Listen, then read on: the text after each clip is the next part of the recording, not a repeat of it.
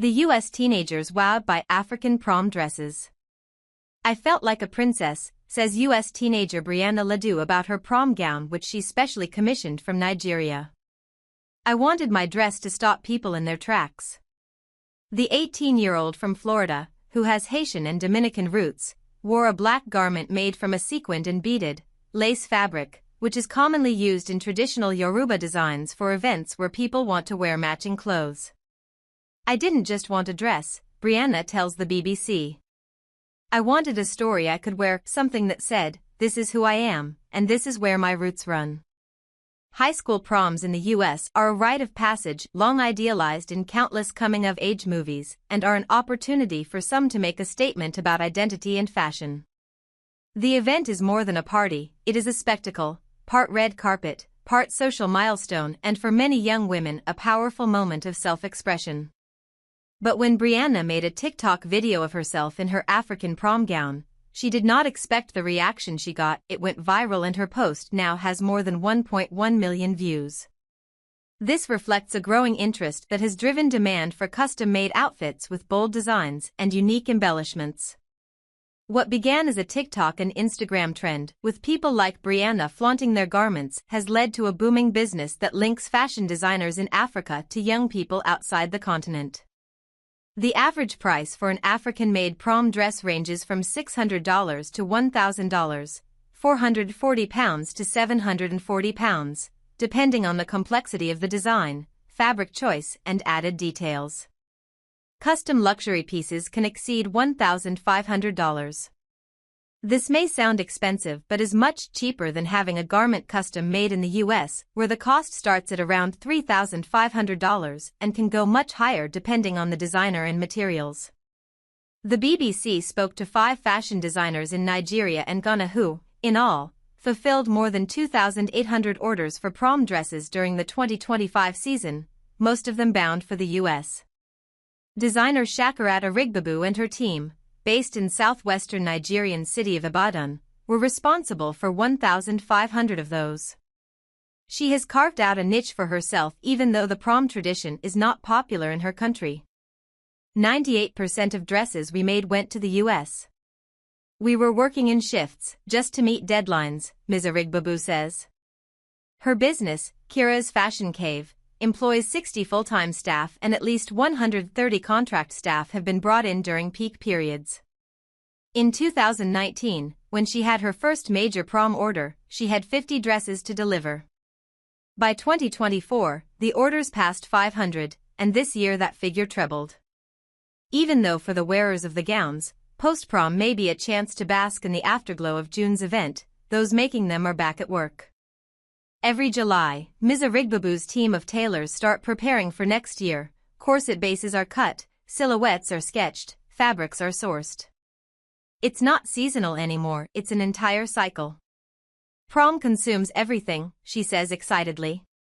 Business has also boomed for designer Victoria Ani and her workshop in Uyo, southeastern Nigeria. She says she has shipped more than 200 gowns to New York, New Jersey, and California. She began tapping into this market in 2022 and now has a team of 8. A single gown takes 3 to 7 days to complete, depending on the design, she says. Ms. Ani believes choosing an African designer is a cultural statement. They say there is this pride when they can say, "My dress came from Nigeria," she says. We had about 3 clients who won Best Dressed, and 2 who were prom queens. Popular styles include corseted bodices, high slits, feathered trains, detachable capes, and beaded sleeves. Some are inspired by Met Gala themes, Yoruba bridal looks or Afrofuturist aesthetics. We get requests like Coachella Queen or Cinderella but African, says Accra-based Ghanaian designer Efua Mensah, adding that the prom season has become a reliable sales cycle for businesses like hers. Nyen Fisher, 17, from Miami in Florida, describes the experience as unique. She found her designer on Instagram, drawn to their 200,000-strong following and work ethic that goes above and beyond. They don't do the bare minimum. All arrangements were made over WhatsApp, including a live video call where a tailor in Nigeria guided her and her mum through taking measurements. They made sure every number was perfect so my dress would fit like a glove, she says. When the emerald gown arrived, everyone was amazed, Nguyen says. The veil dragged across the floor, the fabric was heavy, and people kept saying, "Wow, a beautiful black queen." Her mother, Tanya Hadley, admits she was nervous about ordering from abroad. But when I saw that train flowing from her head to the floor and catching the light, I knew instantly this was not made in America. Social media has been a meeting place for U.S. teenagers and African fashion designers who are taking advantage of the market opportunity. When Memphis high schooler Trinity Foster, 18, went searching for a prom dress, she wanted something rare to see in the U.S. and found it on TikTok from a Lagos-based designer. Even though she had never worn a super formal gown before, only loose sundresses, Trinity trusted the designer's guidance, settling on a fitted look with at least one over-the-top piece. The 2-week process was smooth, the vacuum-sealed package nerve-wracking to open, but inside was a perfectly fitting gown that made her feel like Tiana on prom night, referring to Disney's first African-American princess. "I was super excited, happy we didn't have to send it back or anything," she says.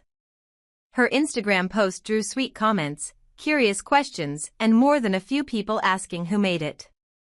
The hashtag #AfricanPromDress now has more than 61 million views on TikTok. Instagram brings the sales, Ms. Arigbabu says. TikTok brings the fame. For the Nigerian designer, most orders come through Instagram DMs, after potential clients have browsed photos of dresses tagging her brand and then get in touch. But social media also brings complications. Ms. Arigbabu recalls a few frustrated clients who went public with their complaints instead of contacting her directly. One girl said, "I don't want it resolved, I want to go viral."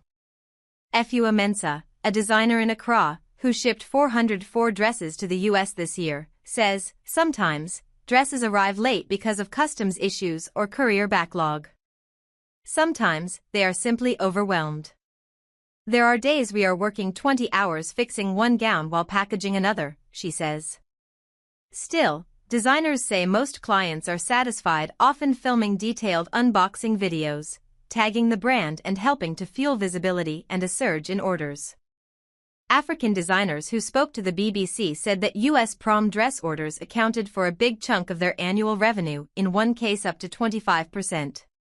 With Ms. Arigbabu's team in Ibadan already preparing for next year's prom season, she says for the first time she will not have to lay off temporary staff. However, the new 15% U.S. tariff for goods imported from Nigeria presents an immediate challenge. The tariff will increase the cost, making them less competitive in the U.S. market, the designer says. While the higher price may reduce sales, she says she is considering making small adjustments, cutting costs, improving efficiency, and exploring alternative markets to stay competitive without overburdening her customers. "Of course, I'm worried," she admits, reflecting the wider anxiety among Nigerian businesses navigating U.S. President Donald Trump's trade policy shift. Another big change will be that instead of operating on the old model, where each dress was crafted only after an order, she plans to transition to a ready-to-wear system, with garments being available to ship immediately. Affordability is also a key issue, and while cheaper than buying an equivalent piece in the U.S., a prom dress requires significant financial resources. As the market is growing in sophistication, so are the ways to pay, with designers starting to use online payment plans to spread the cost. Looking back, Brianna says the price tag was worth it as prom was everything she had hoped for since she was little. "I reminisce about prom a lot, it's something girls dream about since childhood. Honestly, if my nails were ugly, my makeup was disgusting, and my hair wasn't cute, as long as I was in that dress, I was fine."